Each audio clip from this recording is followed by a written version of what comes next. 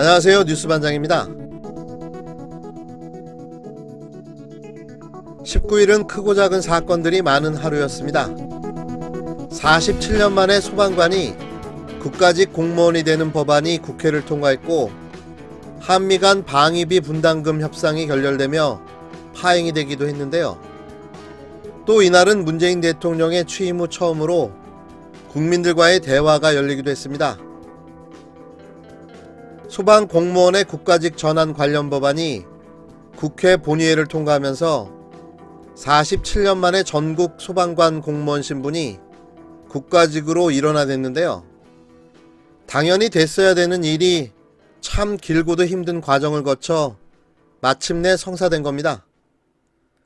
이 법안을 이야기하자면 밤을 새도 모자랄 듯한데요. 자유한국당의 당리당략으로 끝없는 반대에 직면했던 법안입니다. 이 법안을 민주당 이재정 의원과 홍익표 의원의 노력으로 마침내 국회에서 통과시킨 건데요. 물론 많은 분들의 지지와 노력이 있었기에 가능한 일이었습니다.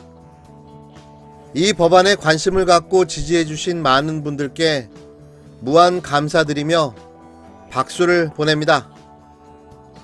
그런가 하면 미국의 일방적인 압박과 요구로 한미 방위금 분담금 증액을 위한 협상도 있었는데요.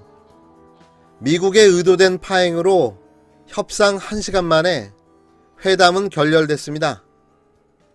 미국은 무려 5조라는 무리한 방위금 인상을 요구하며 연일 계속해서 압박 수위를 높여가고 있는데요. 방위금 인상에 대한 명분도 내용도 어이가 없습니다. 왜 5조라는 비용의 인상이 필요한 건지, 구체적으로 어디에 사용되는 건지 알 수가 없는 겁니다.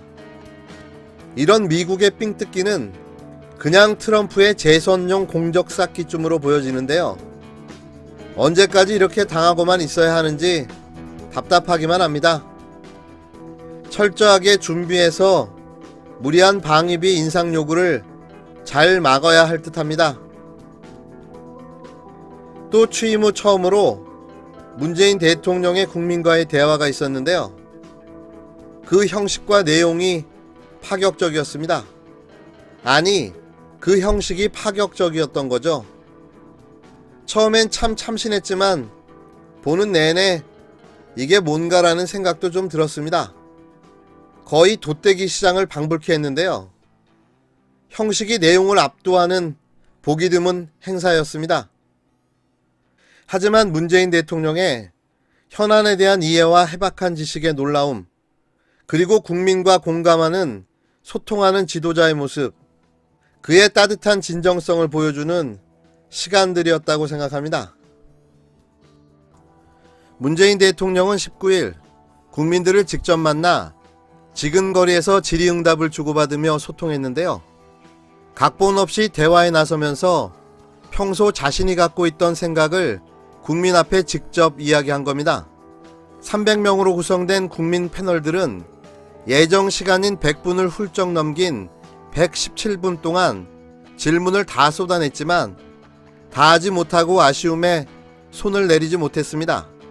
문 대통령은 이날 오후 서울 마포구 상암동 MBC 미디어센터 공개홀에서 진행된 국민이 묻는다 2019년 국민과의 대화에서 국민 패널들의 질문을 무작위로 받고 이에 성심껏 답했습니다. 지난 9일 임기 반환점을 돈 문 대통령이 소통을 전면에 내세우며 절반이나 남은 국정 운영 동력에 힘을 쏟는 모습을 보였는데요. 문 대통령의 이날 국민과의 대화는 청와대가 전혀 관여하지 않았다는 점에서 이전 정부의 대국민 소통과 차별됩니다. 청와대는 이번 국민과의 대화를 주관사인 MBC에 모두 맡기고 일절 관여하지 않았다고 설명했는데요. 질의 분야나 순서 등 모든 것이 현장에서 정해진 겁니다. 문 대통령 역시 우리 참모들이 공부하라고 어제 오늘 외부 일정 안 잡아줬다라고 말하며, 그러나 준비를 할 수가 없었던 것이 우선 예상 문제가 없고 출제 범위가 무한되었다라고 난색을 표하기도 했습니다. 국민 패널 질문을 예측할 수 없어 문 대통령은 참모진과 함께 행사 직전까지 예상 질문을 검토한 것으로 전해졌습니다. 문 대통령은 지난 18일 매주 월요일 주재하는 수석 보좌관 회의도 열지 않고 국민과의 대화 준비에 매진했는데요. 이날 그럼에도 300명 국민 패널로부터 쏟아진 질문에 답변을 다하지 못했습니다. 청와대는 이날 시간 관계상 대통령이 답하지 못한 질문에 대해 대답할 방식을 여러 가지로 검토한 뒤 추후 답변키로 했습니다. 뜨거운 환호와 격려를 받기도 했고 때로는 질문 아닌 일반 서민들의 가슴 아픈 사연과 고민을 마주했던 117분이었는데요. 안타까운 사연 앞에서는 진심으로 위로했고 모든 문제를 해결해 줄 수 없는 답답함도 토로했습니다. 정제되지 않은 다소 어수선한 상황도 있었지만 오히려 꾸미지 않은 대통령의 모습을 제대로 확인할 수 있는 측면도 있었는데요. 가장 돋보였던 장면은 약속했던 117분의 시간이 모두 흐른 뒤에 나왔습니다. 국민과 함께한 마지막 1분이 많은 국민들을 뭉클하게 했는데요.